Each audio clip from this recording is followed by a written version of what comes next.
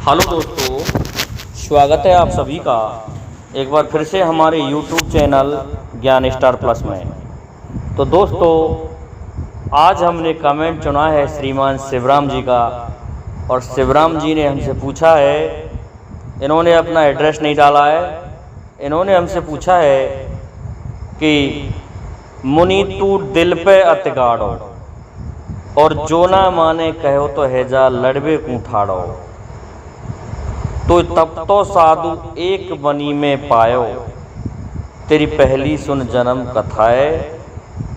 तो दोस्तों, ये किसने किससे कहा है? दोस्तों, ठीक पूछा है इन्होंने। इनकी जो पहेली है, इन्होंने आगे लिखा है कि महाभारत के पात्रों से संबंधित है, तो बताइए। तो दोस्तों, इसमें दुर्योधन के पूर्व जन्म की कथा का प्रसंग है, परंतु ये जो पहेली पूछी गई है, इसका उत्तर जानने से पहले यदि आप हमारे चैनल पर नए हैं तो आप सभी से मेरा निवेदन है कि आप हमारे चैनल को लाइक, शेयर और सब्सक्राइब जरूर कर दें। साथ ही बेल आइकन को भी प्रेस कर दें, जिससे कि आने वाले वीडियो का नोटिफिकेशन आपको मिलता रहे। तो दोस्तों, आते हैं हम हमारे मूल प्रसंग पर। मूल प्रसंग में एक बार क्या हुआ दोस्तों कि भगवान कृष्ण दैपायन, जिन्हें वेद व्यास भी कहते हैं, वेद व्यास जी दुर्योधन की सभा में जाते हैं और दुर्योधन से कहते हैं कि दुर्योधन, तू समझ, पांडवों को उनका राज्य लौटा दे। इस पर दुर्योधन कहने लगा कि हे वेद व्यास जी, मैं इनको एक सुई के नक्का के बराबर भी जगह नहीं दे सकता जिसमें ये रह सकें, इसलिए आप मुझे ये शिक्षा ना दें, आप अपनी शिक्षा अपने पास रखिए। इस पर वेदव्यास जी कहने लगे कि सुनो दुर्योधन, तुम पूर्व में भी इनसे हार गए थे।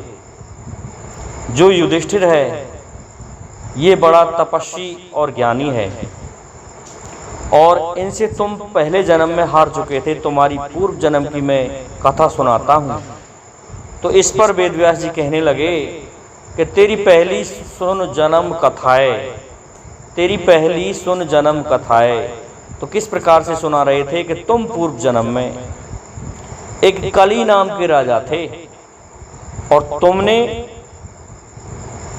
यज्ञ किए थे, और वो भी 99 हो चुके थे आपके। जब आपके 99 यज्ञ हो चुके थे तो आपको अहम आ गया था। तो आपने क्या किया? आप शिकार खेलने के लिए एक दिन वन में जाते हैं और वहाँ देखते हैं जाकर के कि तुम्हें कोई शिकार नहीं मिली, तुम्हें प्यास लगने लगी, और दुर्योधन तुम भटक रहे थे जल के लिए। तो तुम्हें उस वनी में एक आश्रम दिखाई दिया। उस आश्रम में, जिन्हें युधिष्ठिर कहते हैं, ये धर्मराज मुनि के नाम से थे, और ये तपस्या कर रहे थे। तो ये भयंकर तपस्या करने लगे।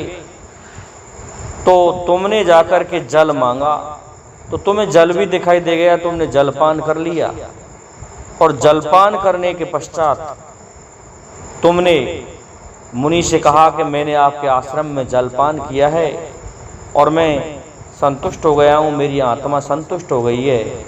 इसलिए मुनि, मैंने 99 यज्ञ तो कर लिए हैं, परंतु अब तुम मेरे 100वें यज्ञ में पधारना। तो इस पर दुर्योधन से तुमने कहा कि भाई मैं नहीं आ सकता, अर्थात तुमसे युधिष्ठिर ने कहा था कि मैं तुम्हारे यज्ञ में नहीं आ सकता, कि मुझे राजनीति से कोई मतलब नहीं है, ये कहा था युधिष्ठिर ने तुमसे, परंतु तुम्हारी समझ में नहीं आई, और तुम कहने लगे कि मुनि तू दिल पे अतिगाड़ो और जो ना माने कहो तो हैजा लड़बे कूं ठाड़ो। इस पर तुम्हें दया नहीं आई और तुम चैलेंज देने लगे, धमकाने लगे मुनि को, और कहने लगे कि यदि तू मेरे यज्ञ में नहीं पधारेगा तो मैं तुझे बंदी बना करके ले जाऊंगा मेरी सेना से। लेकिन मुनि समझने वाले कहाँ थे? वो तो धर्मराज के अवतार थे, धर्मराज थे। तो इस पर तुम अपनी सेना लेकर के उन्हें बंदी बनाने के लिए पहुंच जाते, और वहां पर मुनि देखता है कि आश्रम के चारों तरफ कली नामक राजा की सेना खड़ी हुई है। इस पर मुनि धर्मराज ने, दुर्योधन तुम्हारी सेना को समाप्त करने के लिए अपने 2 शिष्य नर और नारायण को प्रकट कर लिया, और नर और नारायण को प्रकट करके उन्होंने आदेश दिया कि जाओ इस राजा को सेना सहित संहार कर दो। तो सेना सहित नर और नारायण ने तुम्हें समाप्त कर दिया, और धर्मदास जो धर्मराज मुनि थे उन्होंने तुम्हें एक इस प्रकार का कुश उखाड़ करके मारा कि उसका तीर बन गया और तुम्हारी मृत्यु हो गई, तुम वीर गति को प्राप्त हो गए उनके हाथों से। तो दुर्योधन, अर्जुन और धर्मराज युधिष्ठिर ये वही हैं। अर्जुन नर अवतार है, कृष्ण नारायण है, ये उन्हीं के शिष्य हैं, और धर्मराज जहाँ हैं उस जगह हमेशा विजय होती है। धर्मराज के ही ये दोनों शिष्य हैं, और वो स्वयं युधिष्ठिर के अवतार हैं। इसलिए तुम्हारे पूर्व जन्म के उस पाप के कारण अब यहाँ राजा बने हो। अब तुम उनका राज्य लौटा दो, नहीं तो तुम्हारी खैर नहीं है। निश्चित समझ लेना दुर्योधन कि इसमें जीत जो होगी वो धर्म की होगी। इसलिए धर्म के पालन करने वाले स्वयं धर्मराज हैं, और धर्मराज के पक्ष में नर नारायण का जाना स्वाभाविक है। तो जहाँ कृष्ण है वहाँ विजय है, और जहाँ कृष्ण नहीं है वहाँ विजय नहीं है।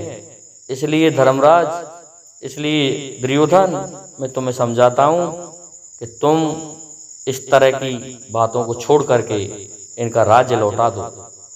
तो श्रीमान शिवराम जी, जहाँ तक मैं समझता हूँ कि आपकी पहेली का उत्तर लग गया है। आपने जो पदावली हमसे पूछी है, इसलिए आपसे, मेरे समस्त श्रोतागणों से और सब्सक्राइबर बंधुओं से निवेदन है कि हमारे इस वीडियो को अधिक से अधिक फैलाएं, शेयर करें और लाइक करें।